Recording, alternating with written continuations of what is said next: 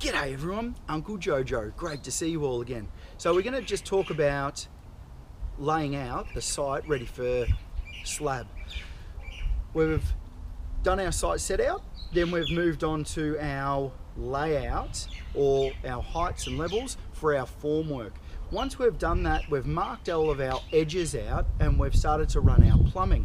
Anything that needs to go into the slab has to happen now. We're not going to be able to obviously get them into the slab later. And they need to be inspected by a licensed, they need to be done by a licensed plumber, and they need to be inspected by the plumbing board.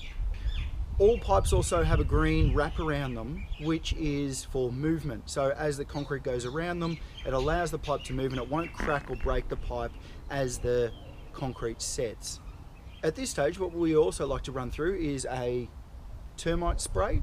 So step with me and check it out.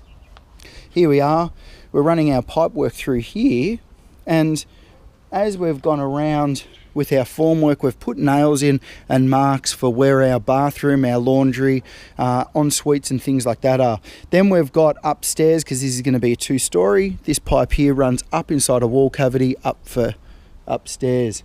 Another thing that we also have to do, which you won't be able to see, is we've run through underneath over there. Underneath the garage is all of our storm water pipes, and they'll run to a pit in the driveway. We've also run the storm water all the way up the back. So you'll notice here that we've got water pooling.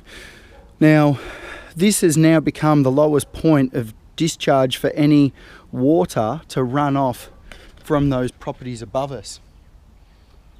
Due to that, we need to make sure that our storm water that we've put through here, we'll put a pit in the back section and it picks up any of this runoff of this water, and we'll also need to be running through additional Aggie pipe and irrigation system so we can pick up any of that surface water and get rid of it without flooding this whole back section of the house. These things are critical to do at this stage. We're not going to be able to get these pipes through under a slab later. It's going to be too hard to divert water around the slab at a later stage. We can do what's called a transfer pit, where we dig a hole, put a pit in for water, and then put a pump in and pump the water out, but we want to reduce whatever we can for electrical. At this stage here, we can run a system that doesn't work on electricity. We can just do something that works on gravity, which we know works, whereas if we do a pump system and we have a blackout or power doesn't go to the system,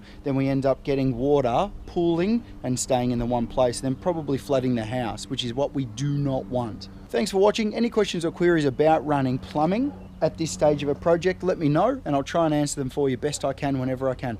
Stay on Real Banana Peel and I'll see you in the soup.